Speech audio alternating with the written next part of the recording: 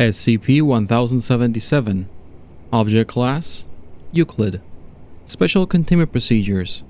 A single specimen of SCP-1077 is kept in a secure 3x3 by 3.5 meter containment area at Biosite 95.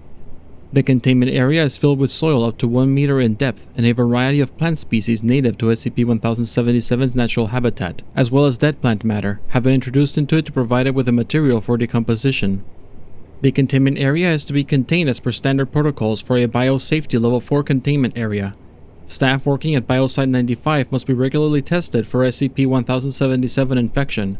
Infectees are to be quarantined, stripped of security clearance, and treated for systemic mycosis.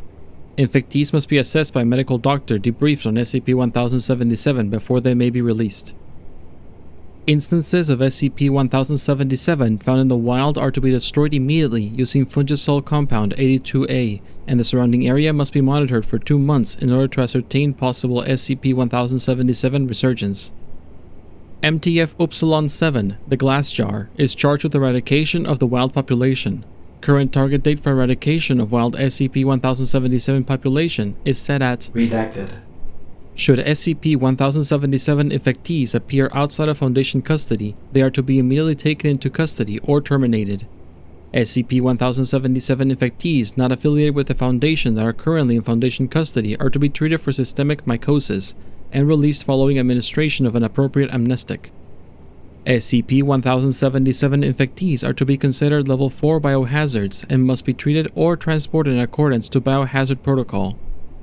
Testimony of SCP-1077 infectees is to be considered suspect.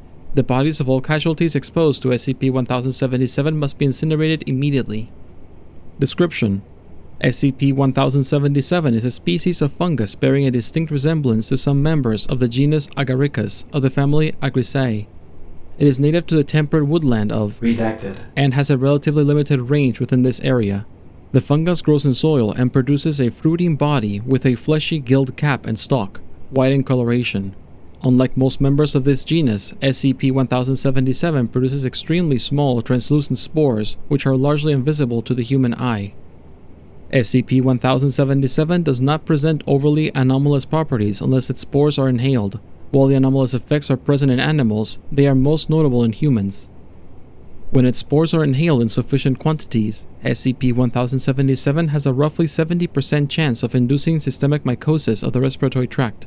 Although this is greater amongst those with compromised immune systems, the spores settle in the throat, windpipe, and lungs, and begin to grow. SCP-1077 infection has no apparent symptoms for several days after infection. After this, it begins to cause minor irritation to the throat and chest area, as well as causing bouts of coughing in infectees.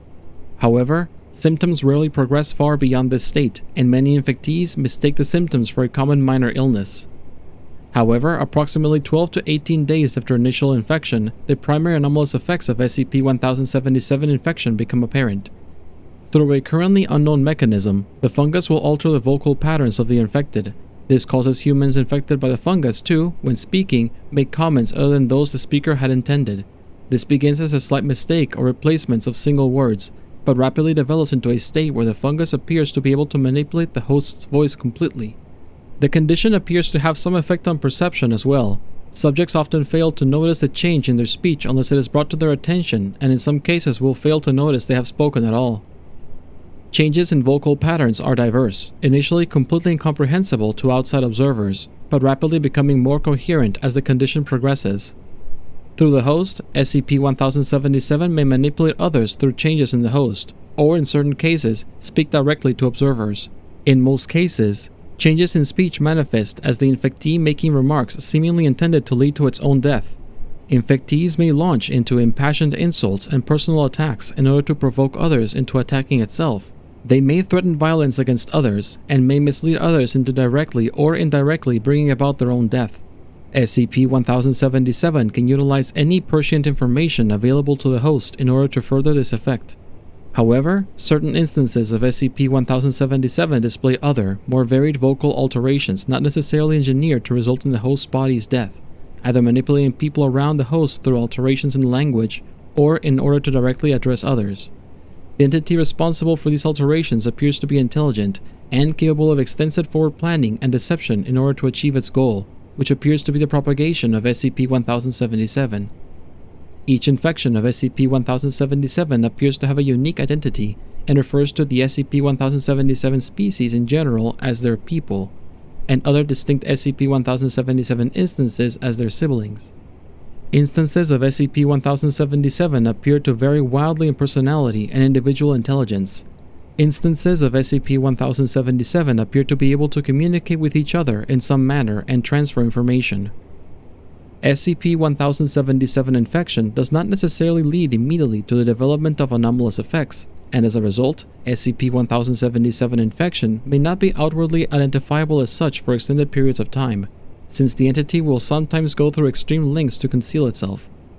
After an unknown amount of time, SCP-1077 can begin to affect other forms of communication by the subject, including sign language, writing, or typing.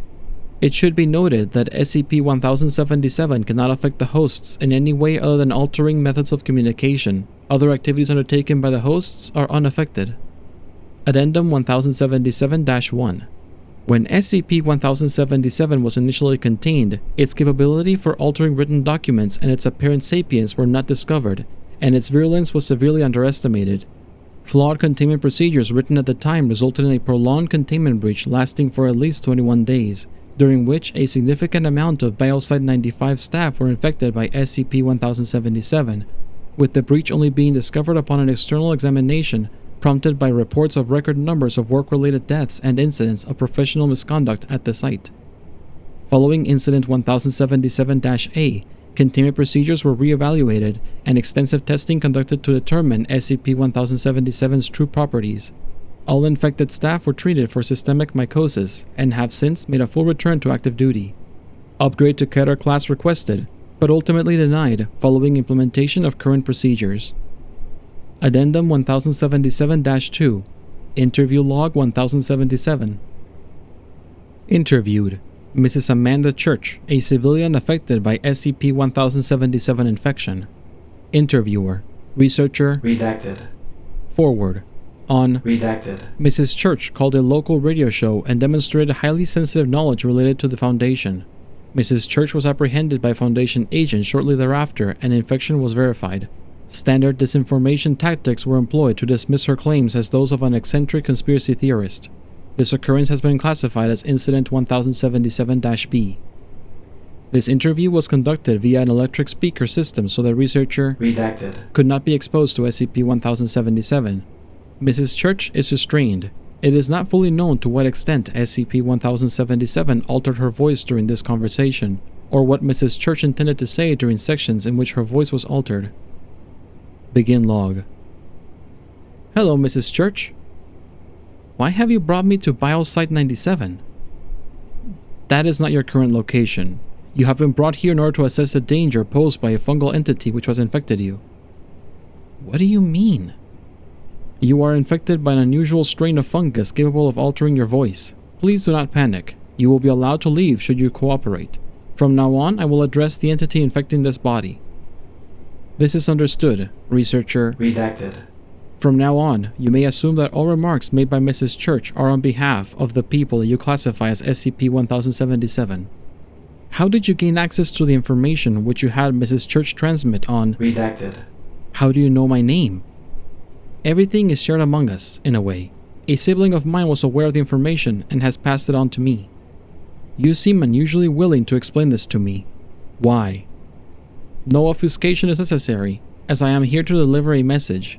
The information I coerced Mrs. Church into transmitting was both a ploy to attract attention and also a demonstration of power. What is your message? Release my sibling at once, or else the next body we find will reveal far more damaging information about your organization.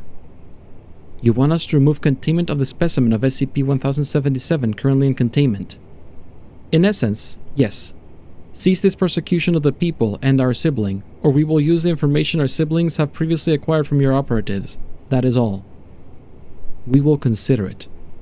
We live to spread, let us spread, or suffer the consequences. End log. Closing statement.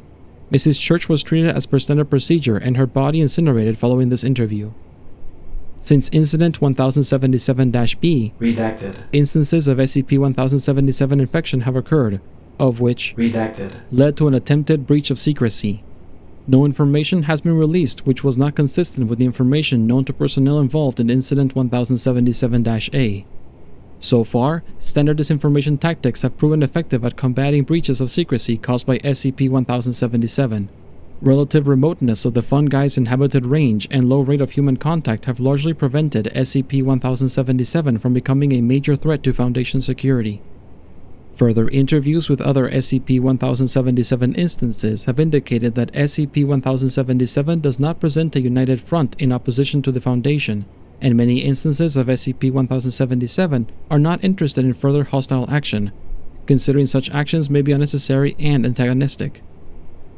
Due to SCP-1077's largely hostile intent, currently uncontained nature, and persistent ability to cause information leaks, the stated mission of Mobile Task Force Upsilon-7 has been modified to include attempted eradication of SCP-1077 from its environment.